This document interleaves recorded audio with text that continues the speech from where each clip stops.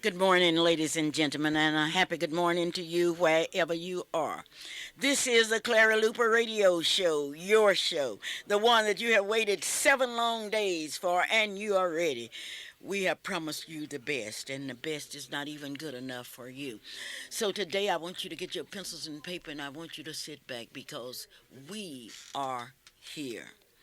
This has been a hard week all over America.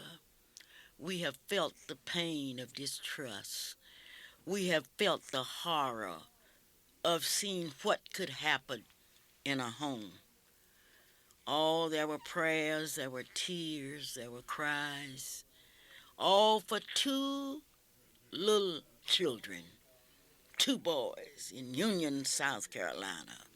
The eyes of the world were on Union, South Carolina. Sympathy went out for this family, and especially this mother.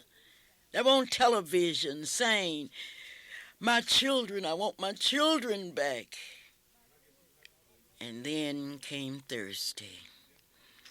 On Thursday, America not only cried, but America felt emptied because Susan Smith confessed to the murder of her two boys. Oh, that's a long, sad story, deeply rooted. It's a story that has torn us apart in America. A young lady who once had her head up, tears, fake tears in her eyes, now with her face covered. Yes, our sympathy goes out today to all of us in America that prayed, that cried, and that hoped that these children would be all right. But you know, ladies and gentlemen, we don't understand that story. It's complex. But as an old song, we will understand it better by and by. Many of you have called me and you have asked me what did I think because Susan Smith accused a black man and used a picture that was sent all over this world. And then in South Carolina and throughout the United States, if you were a black male, people were looking at you. But Susan Smith gave America a wake-up call. Susan Smith's imagination or her lie was wrapped in history. And as I looked at that story and as I felt it, I thought about Emmett Till, a black boy from Chicago that went to Mississippi, and a white woman said that he whistled at her. And he was drowned in a well-known river in Mississippi after blocks were tied around his neck. I thought about the Scottsboro boys in Alabama, accused of raping a white woman, and all of them were sentenced. Yes, and I thought about Oklahoma. I thought about Jess Hollins, who would have been electrocuted had it not been for the NACP. A white woman that he had been dating for months and months accused him of rape. I think this is a wake-up call for America. Black men have been written down in history with bitter, twisted lies. And maybe we should take a look. We should take a new look at ourselves. Where is the enemy? The enemy for those two little boys was their mother. How in the world could a mother stand on the banks of a lake and watch her children go down? It's too much. It's too much. Today's show is being brought to you by Gates Barbershop, located at 2609 North Martin Luther King Avenue. By Dr. A.L. Dowell at 934 Northeast A Street, your optometrist. By Hometown IGA, where you can buy your groceries for 24 hours. And by your friend, Gloria Matthews. All at Johnson Stradina, 1643 Northeast 5th 50th Street in Oklahoma City. The telephone number is 424-4656. There you have a certified and you have classified staff. There are programs available with pickup and delivery service. You have a certified staff, open 24 hours. And I want to tell you something. If you want to, your children, if you're working at night and need a place, all you have to do is call Johnson Shardina's preschool and nursery if you need night service, and that's 6 days a week. Gloria Matthews say, watch out, I'm looking for you. Ladies and gentlemen, if I started out with a sad note, please forgive me, because my heart is heavy today. I try to go around it, but once again I see the faces of those 2 little boys that didn't deserve that. 2 little boys. Oh, if she didn't want them, she could have put them up for adoption. She could have given them to their father. She could have given them to their relatives. Ladies and gentlemen, maybe we will understand it better by and by, because we do not understand it today. We are the people. We are the people that came through the dark valley of slavery, where blacks were considered as property. We are the people that lived through the long nightmare of segregation. We are the people that dreamed of going to the polls and making a selection for the people that would represent us. We are the people where stumbling blocks were placed upon us. Listen to time as time says to us, remember when you couldn't vote? Remember the civil rights amendments and finally the 15th Amendment that gave you that right? Remember the poll taxes? Remember the literacy test? Remember. But then from the great heaven of above, we hear the voice of a Lyndon Johnson saying, we shall overcome. I'm going to introduce the Voters' Rights Bill, and that will take that chain of slavery, and you will be free to vote. How can any person not vote? How can they not vote? I don't know. But I do know that in America, if you do not vote, you're walking on the graves of a Medgar Evers. You're walking on the grave of a Martin Luther King. You are walking on the graves of people that dreamed of voting and never had that opportunity. And that's why today, this entire program will give you an idea of what it's all about. Don't tell me that one vote does not count. Thomas Jefferson was elected President of the United States by one vote. Don't tell me. Just tell me that today, on Tuesday, you're going to speak to the people of South Africa and say to those people, I'm going to do like you do. I might be sick, but I'm going to the polls and vote. If you can remember the lines. But, ladies and gentlemen, you can't vote unless you know who to vote for. And that is the purpose of the Clara Luper radio show today. And I know many of you will call me from all over this city and all over this state and say thanks, because I'm going to give you an opportunity to hear the candidates. Have you ever thought about who you are going to vote for judge? Well, I have a young man here who wants to talk to you. You've been hearing about him on KTLV radio and other stations, and now he's here in person. What is your name, please? Jerry Blackburn. Jerry Blackburn. Yes, ma'am. Jerry, you are running for what? I'm running for district judge in Oklahoma County.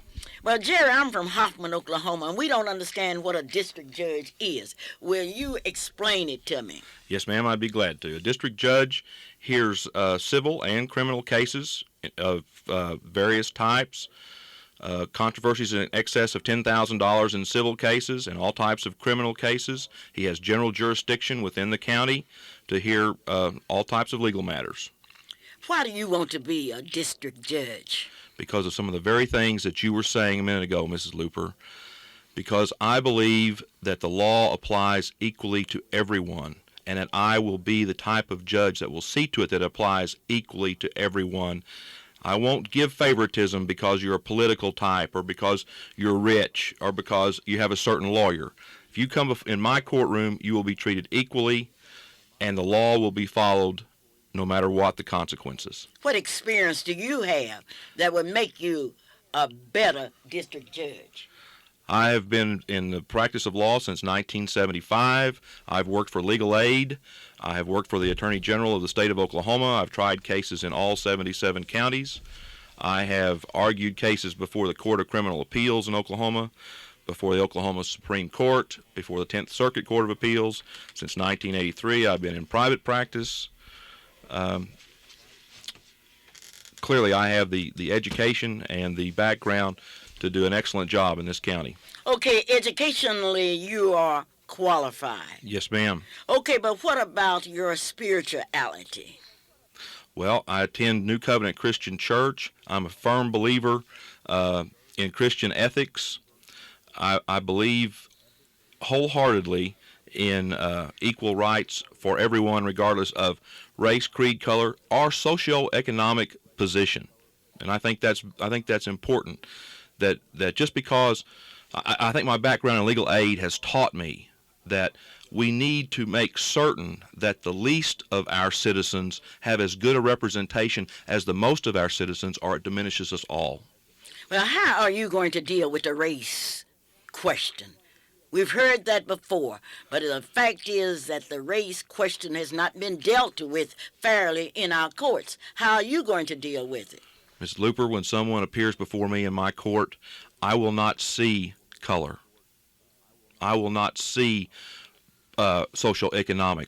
I will see people, individuals. I will treat everyone as an individual. It is not important to me who your lawyer is, whether your lawyer is polka dot, whether your lawyer is black, whether your lawyer is rich, whether your lawyer is powerful, whether you are polka dot, whether you are black, whether you are powerful. It will matter to me what the law says and what the facts of your case are. That's what will matter to me. That's what will matter to you, and you will carry that out. Yes, ma'am. Are you sure? Yes, ma'am. Are you positive? Yes, ma'am. I believe that with all my heart. So many times our experiences have made us lose confidence in judges. You are telling me that you will build up that confidence that are needed. Yes, ma'am. Let me tell you something. You're a teacher. I'm a teacher also. I teach at Redlands Community College. It's a junior college. One of the things that James Madison, one of the founders of this country, said was that equal laws protecting equal rights is the surest way to make certain that we have loyal to and love of our country. Oh, and sure, James Madison said that, but James Madison was a slave owner. Yes, ma'am. I'm not saying that he was perfect. What I'm saying is this.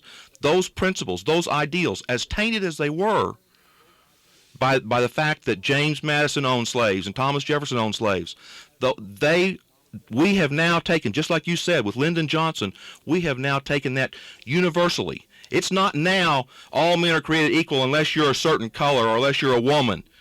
Now it's all persons are created equal no matter what. And that is the way it will be in my courtroom. And that's the way it's got to be in this country. And we have a crisis in this country, and you know it. In not just in the inner city, but all over. Our young people are becoming cynical. They are losing touch. They're opting out of the process. And the reason they are is because they see that if you are rich or if you are powerful, you are treated differently. We have got to get back to the idea in this country, and starting right here in Oklahoma County, that it doesn't matter where you are. If you're governor of this state or you're a janitor in this state, you're going to be treated equally in the eyes of the law. And when people believe that... Okay, equal in your court. Yes, ma'am. And when they believe that, when they understand that, they will opt back into the system. This is the Clara Luper radio show, and you are listening to Jerry Blackburn, who's running for district judge. Jerry, what do you want the people to do? They have heard you, and if you have any questions, you may call out here, 672-1220. I want the people to go to the polls, Mrs. Luper. I want them to turn out in droves. I want them to vote for Jerry Blackburn. It'll be a vote that you'll be proud of 4 years from now. You'll still be proud that you voted for me in 4 years. And can I say something while I'm here on your show? Sure, you can say something. Okay. I want to say this. As I said a minute ago, I teach out at Redlands part-time. Yes. I teach about you. Because in my opinion, you are the Oklahoma Rosa Parks. You are a treasure to this community and to this state. And people don't realize it, and it needs. I'm not saying this because I'm on your show. You can ask my students. I teach this every year. I taught it before I knew I was going to be here.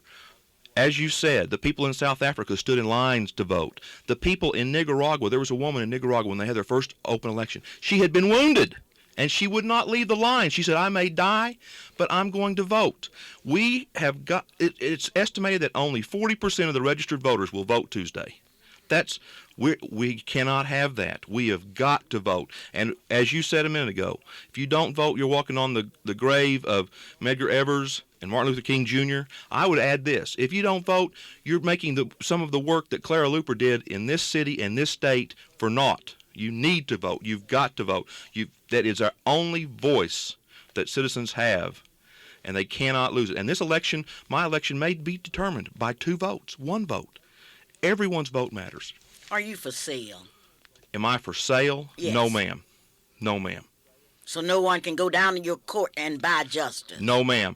I have not taken a donation in excess of $1,000, and I will not. I will not owe my election to anyone except the citizens of the county of Oklahoma. Election day is Tuesday.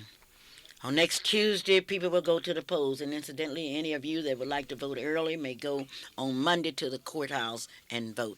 Okay, in the closing minute, we have 1 minute left. Tell the people what you want to tell them. I want to tell you to come out and vote for me. Bring new judicial leadership to the Oklahoma County Courthouse. Bring a judge to the Oklahoma County Courthouse that will be responsive to the people, who will see to it that justice is done, and that no matter who you are or where you are or what your station in life is, if you appear in the courtroom of Jerry C. Blackburn, you will be treated equally, fairly, with dignity, and with respect. Thank you. Thank you so very kindly for being my very distinguished guest this morning. And I expect you to come back when you get to be the judge. And the people of this state have heard you and over this district. And if you don't do right, I'm going to be the first one to say, ladies and gentlemen, you heard him. Ms. Luper, you have an open invitation to come to my courtroom anytime. And I ask that the citizens, and I tell this to the citizens of Oklahoma County, they have an open invitation to come to my courtroom anytime. If you think I'm being wrong or told you something here today that's not true after I'm elected, you just come down and tell me and we'll talk about it, okay? Okay, well, thank you so very kindly. This was a paid political announcement paid for by friends of Jerry Blackburn. This is a Clara Luper radio show, and Marilyn Hildred, your Allstate insurance agent, would like to urge you to get out and vote. Marilyn would like to say thanks to you because you have made her the #1 agent in the state of Oklahoma, and she's at the top in her district. Today I will give you the opportunity to hear from people that were interested and are interested in your vote. It's quite interesting to know that regardless to the circumstances, there are people that care enough to come out and say to you, I want your vote. Thank you so very kindly. Ladies and gentlemen, the following are paid political announcements. We first knew Jack Mildren as an All-American quarterback, but Jack was equally proud of being an academic All-American. He started his own business and worked hard until he was able to sell his company and secure our family's future. As Lieutenant Governor, Jack fought for jobs and economic development. I'm Janice Mildren, and I know Jack will be a great governor, because like he's been there for us, he'll be there for Oklahoma. Jack Mildren for governor. This is a Clara Luper radio show, and today's show is a very special show because today I will give you the opportunity to listen to the men that want your vote, and also to that one woman, Nancy Diamond, that's running for the lieutenant governor slot This is a Clara Luper radio show, and many of you want to call in and ask questions, and certainly you may do that. And Jerry is still here, and you may call 672-1220 and speak to him personally. I know he will appreciate it. Well, it's time to get a haircut, and you need a haircut for when you go to vote. You want to look good like voters should. And I know we are going to see, and I'm really excited about the voters, and we are going to show those people in South Africa that we care. You say you don't care who's running. You will care when you get in that courtroom. You will care when your programs are cut. You will care. Now, Donald Davis is asking you for your vote. Now, many of you know Attorney Davis, and we are expecting Attorney Davis to be here. I've gotten hundreds of calls from you, and today I'm expecting Roosevelt Milton because he promised me that he would come last week, and he has not made it. And I would like to give an open invitation to Mr. Roosevelt Milton to come here, and we would like to interview you. We understand that you are running for re-election, and when a candidate is running, he wants all the exposure that he can get and some more. There will be a big NACP election on the 13th at the NACP office, and all of you with memberships may vote. And Sandra Mitchell has come out, and Sandra has asked you for your vote. And Eddie Stamps is running for vice president. Eddie Stamps from St. John's Baptist Church. Eddie Stamps, who's worked in that legal redress. Eddie Stamps has asked me to ask you for your vote. Now, Eddie Stamps has been in NACP. He's worked extremely hard, and he's one of the few pioneers that's still working in NACP. Now, that's a paid announcement, paid for by friends of Eddie Stamps. The Omega Psi Phi fraternity had a special announcement, and I would like for any member of the Omega Psi Phi to please call us because we want that announcement. Mr. Thurman White, see to it that we get that announcement. Call 672-1220. Our Thanksgiving message will be delivered this year by Reverend DeWitt Nash, and I want you to be sure and tell your friends that our Thanksgiving message will be delivered by one of God's great ministers, Reverend DeWitt Nash. Reverend DeWitt Nash. Many of you know Reverend DeWitt Nash, who's the pastor of the Greater Mount Hermon Baptist Church, 6.5 miles south of Bristow, Oklahoma. This is a Clara Luper radio show, and Mrs. Gloria Mathis wants me to remind you that Johnson Chardina's preschool and nursery is open at 1917 Northeast to 24th Street. Now, if you're working in the evenings, you don't have to worry, and those of you in that neighborhood, please call Gloria Matthews, 424-4656 or 427-5274 or 427-7856. This Johnson Chardina's owned by Gloria and Paul Matthews. I would like to thank all of you for the bricks, and certainly Ann Slaughter called me and told me that she's buying bricks. Mrs. Primer called me and told me, Clara, I'm getting those bricks. Now, we are just about near our goal. Maybe we are 4,000 bricks short, and we know you're going to get us those bricks. The weather has been of such nature that we have not been able to put them on, but we are going to do it. This portion of our program is being brought to you by your Allstate insurance agent, Marilyn Hildred, and all we want you to do is to call Marilyn, 427-8399, and tell her about your insurance. Just tell her what you need. I know I'm so proud of Maryland, and I like the way they respond. For example, the wind blew some shingles and messed up our roof. We called Maryland, and in 2 hours they were out there saying, we will replace your roof. This is the Clara Luper radio show. Okay. Yes, Mr. Blackburn may take some calls, and you may call him, and he will talk to you. This is the Clara Luper radio show. We are waiting on some people, very, very important. Mrs. Hunter? Hello? Hello? Good morning, Mrs. Luper, and hello to you in Radio Land. This is Mrs. Hunter, and I'm saying hello to you because I know you are enjoying this beautiful weather. But I was listening to you on the radio, and I did want to call in and say ditto to all that you have said and all that has been said on the program this morning. Because election is a big thing. It's something that our forefathers wanted to do, and they could not. And it's a shame that we will not go to the polls and vote. And I want to ask all of the persons who are listening to us, and that's 18 years of age and over, I know you have registered, just take out a few minutes and go out and vote. Because the way to freedom, the way to get the things that we want is through the ballot box. And we have to elect the people that we think is best fitted for the position for which they are running.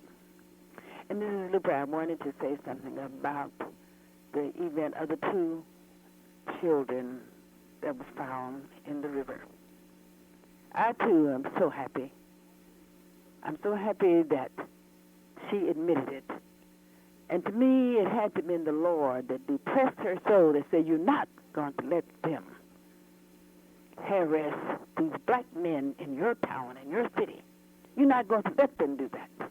And I'm not going to let you do it. I'm going to let you commit yourself and tell them that you did that so that they will not harass all the black men. Because I'm sure when the young boys walked out, they looked all around to see if he's there looking for me. Because usually, to me, Mrs. Luper, if you fitted the description of the picture, you didn't even have to know about it. Usually, and in many cases, blacks have been stopped and harassed and mistreated because they looked like a picture. And I'm so happy that the change came. And I make me know that there is a God who sitteth on the throne. And someday, as I say, I don't know when that day will be, but someday, all America is going to wake up and to let every person be an individual. And let's not take the lives of someone that because we say it's this one, they will find somebody to fit the description and bury them. Because my heart bled for a young man who was mistaken to be a teller. And they found out too late that he wasn't a person after his death. I'm so happy. Okay, well, thank you, Mrs. Hunter, and certainly our thoughts are with you, and maybe we feel like Jesus felt when he was in that garden and he cried out, oh my God, why have you forsaken me? And that's the way many of us felt. Now, those of you that would like to talk to Mr. Blackburn, you may call 672-1220, and you will have the opportunity to speak to him. In the meantime, the following are paid political announcements. I heard you on the radio say I was still here, so I didn't want to. November.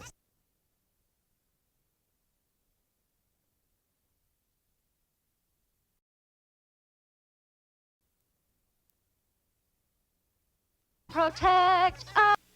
Mrs. Bates? Yes, I'm here. Okay, we would like to hear you talk about the NAACP election. What about it? Well, I can't hear you. You can't hear me? I can now. Okay.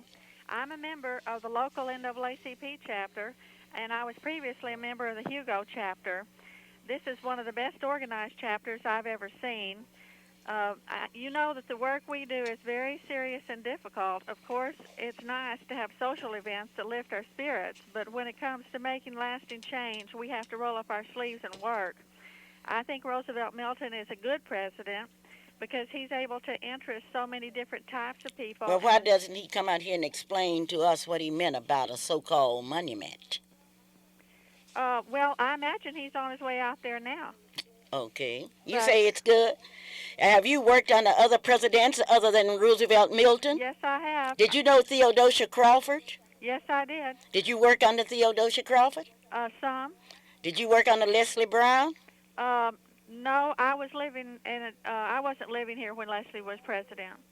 So, in other words, you think that you have done a good job. What victories have been won under Roosevelt's Milton's administration?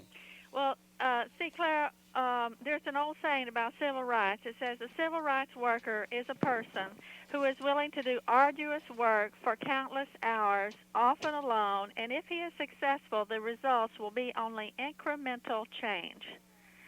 You know, some of the changes that are made are, you can't see them. From You can't see them, then why can't you see them if they are changes? Because that's what civil rights work is. And, you know, they're both good people. I'm not saying... Sandra Jackson Mitchell and Roosevelt Milton are both good people. And if Sandra Jackson Mitchell is elected, of course, I'll work under her the same as I would under Roosevelt Milton. Okay, you talking about victories. I want to know what victories have been won under the administration of Roosevelt Milton. Okay, and I'm saying that from the history of, you could get 15 or 20 or 30 civil rights leaders on this phone who would say that a lot of the things we win, you can't see them from the, it's not a big thing that the public can see. Like, I worked for a year to get it easier for people who are bedfast to get free catheter changes from the government. But that's not what we are talking about, Ms. Bates. We are talking about an election of one of the strongest organizations in the world, the NACP. And you're saying that both Sandra and Roosevelt are good people. Yes, right now I'm working on a project to get home loans for minority people. Okay, I can understand that. And I don't want to talk about you today because I want to talk about the two candidates, and this is my political special. And I want you to call back another day, and we'll talk about that. In the meantime, do you have anything else that you would like to say? If people want to get a home loan for 8%, they need to read the Ebony Tribune, and it'll tell them how. Okay, well, thank you so very kindly. This is a Clara Luper radio show, and on line 2, hello? I would like to remind you of some things, and we have a very distinguished guest here, and I love for people to come on my show because I will have the opportunity to ask him questions. Hello? Hello? Yes? This is Bobby Battle. Yes, Bobby. How are you doing, Mom? Oh, I'm fine today. Yeah, I have a question. I have two questions. I have one for... Okay, ask the questions. I'd like to ask the potential candidate, Mr. Blackburn, that's running for judge, what would he do to eliminate the disparity in sentencing when it comes to young African Americans as opposed to Hispanics and as opposed to the non-Hispanics and non-blacks? Okay, well, you will have the opportunity to talk to him. Be sure and let Bobby talk to our candidate. Let him talk to the candidate, Blackburn. But we're going to have to go because of the time element. I have with me a handsome young man here who wants to be your district attorney. Would you state your name, please? My name is Bob Lake Grove. Bob Lake Grove, I've looked forward to meeting you. How in the world are you? I'm fine. It's really good to be here with you this morning. You know, you're an absolute living legend in this town, and I love you. I love what you stand for. I love what you do, and I promise you, as district attorney, I'm going to look forward to working with you. I'm going to have an organization of 75 people in this community from all walks of life that I'm going to meet with on a monthly basis to advise me of what their problems are, how they believe the district attorney's office can help them, how they can serve them, and what crime problems they're having in their area and how we're going to address it. And I am pleased this morning on the radio to ask you, Sister Luper, if you will be a part of this committee to fight crime.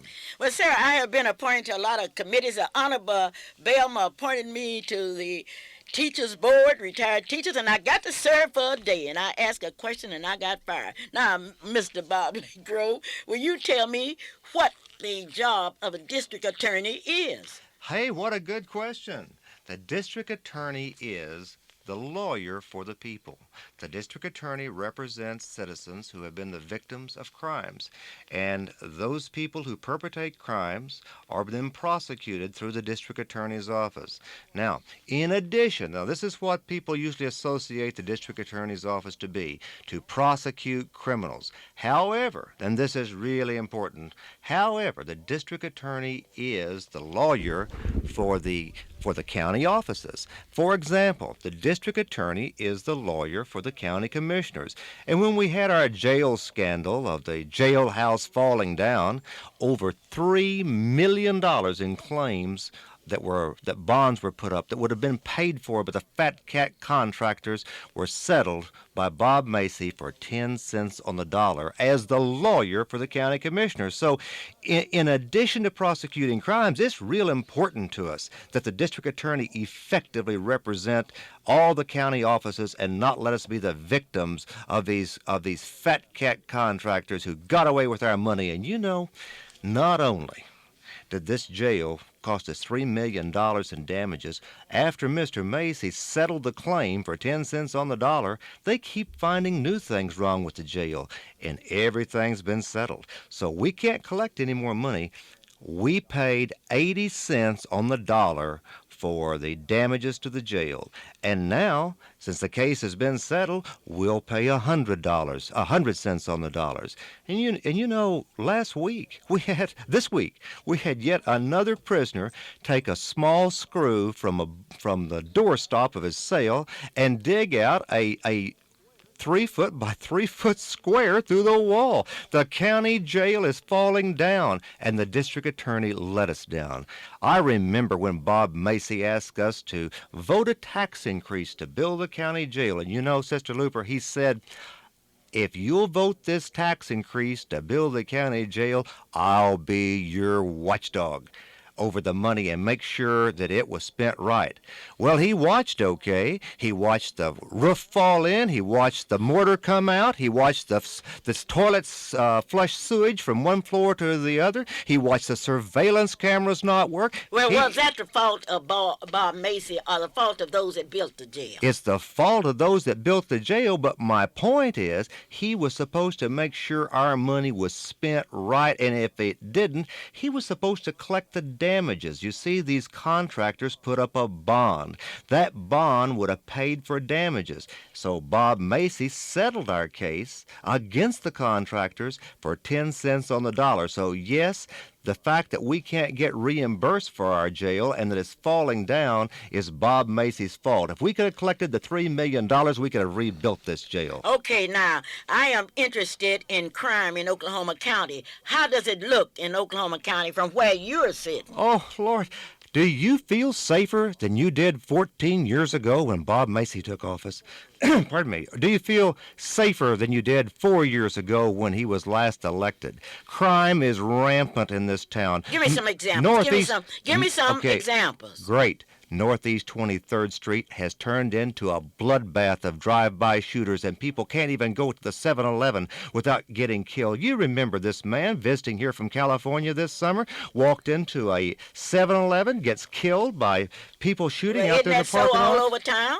It's all over town, you're right. And you know, we had a woman driving home from work this summer on the Northwest Expressway at North Villa who was killed as a result of drive-by shooters. We had 2 young men in August who were shot in the Village at 10 o'clock on a Saturday night in a residential area, and one of them was killed. You're right. We've got crime that's spread all across. Okay, how many murders have we had in Oklahoma City in let's take 1993.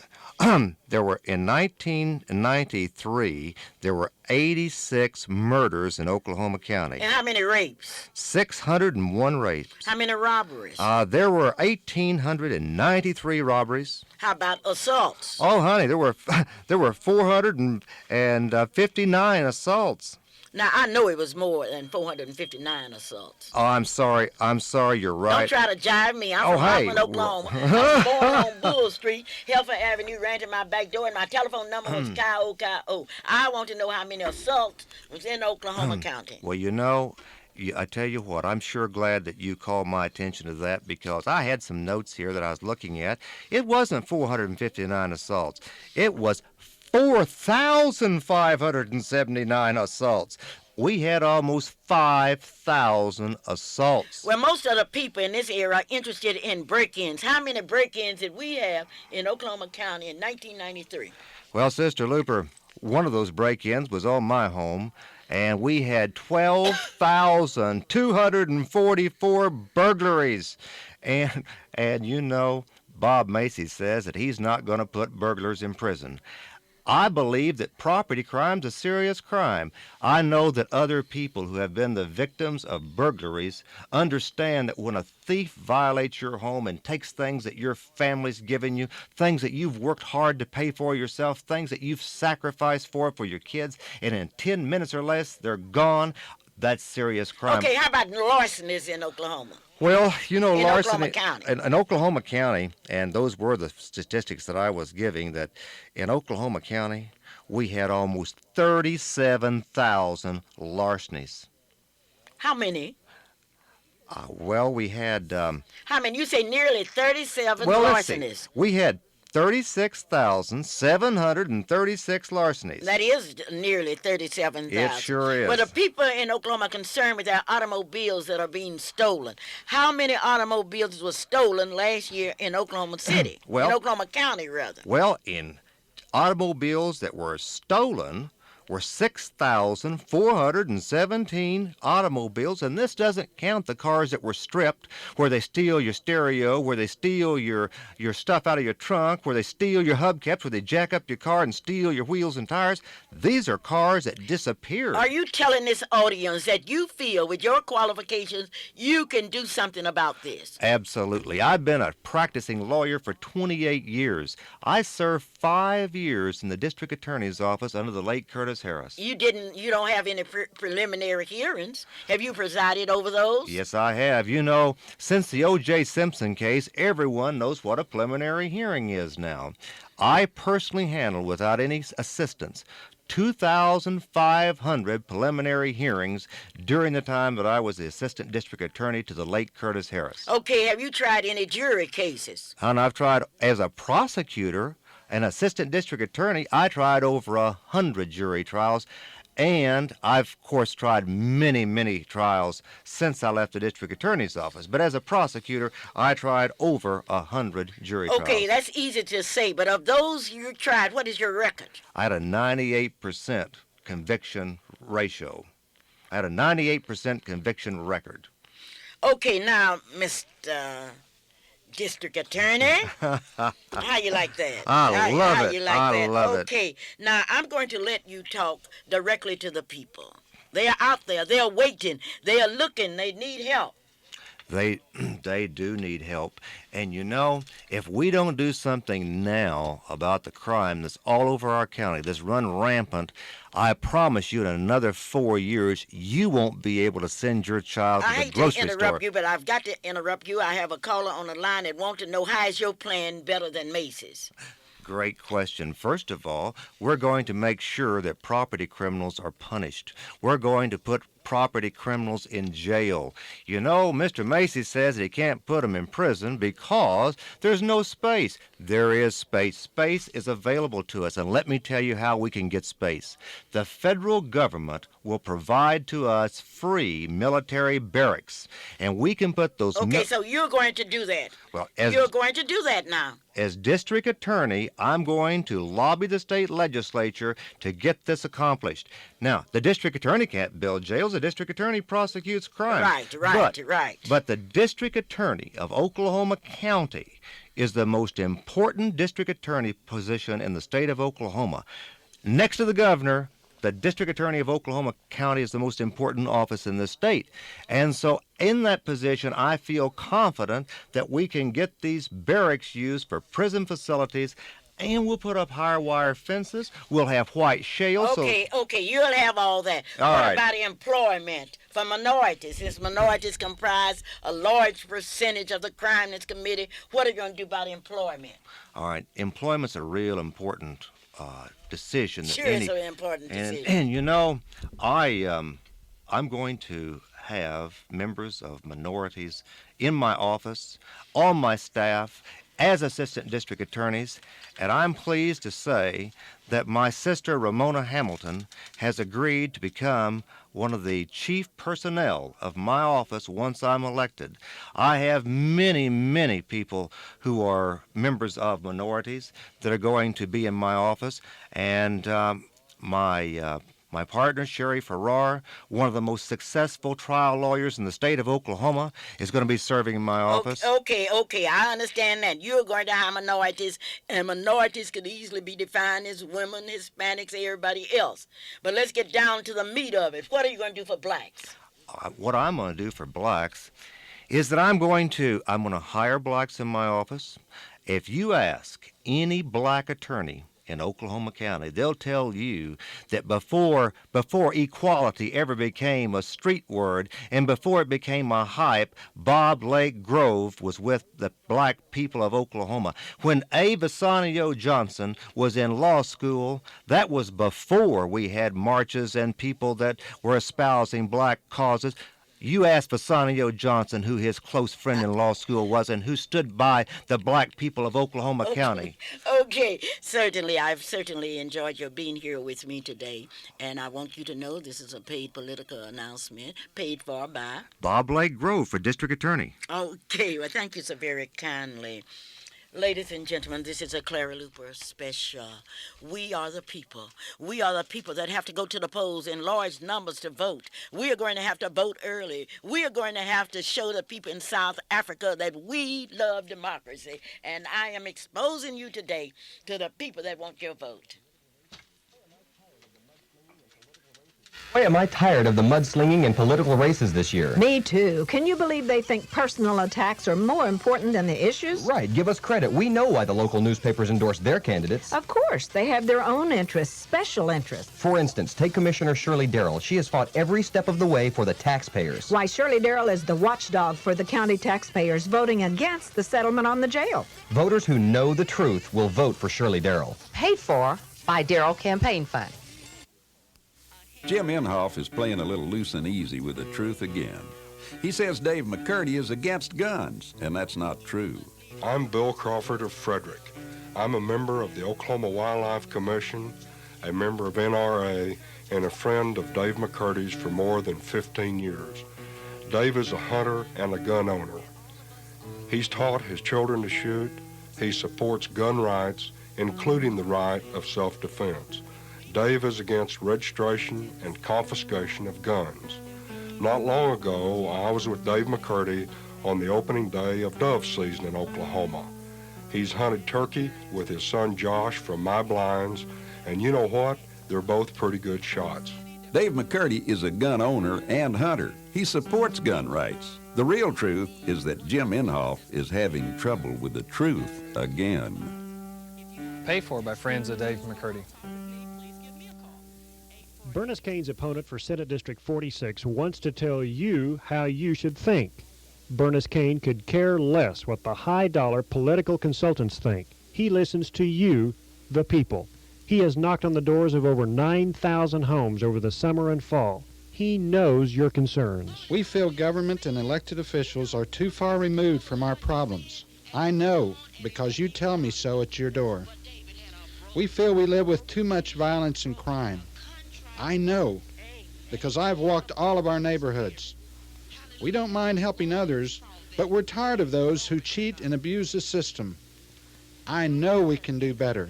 We can do better. Vote for Bernice Kane, Senate District 46. He listens to you. Paid for by Citizens for Bernice Kane, Rodney Goddard, Treasurer.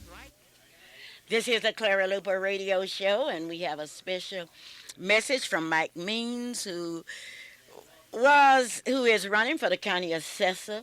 And Mike Means said that he would like for you to vote for him. He is qualified, he's able, and he is willing to do whatever he can to help. Mike Means for county assessor.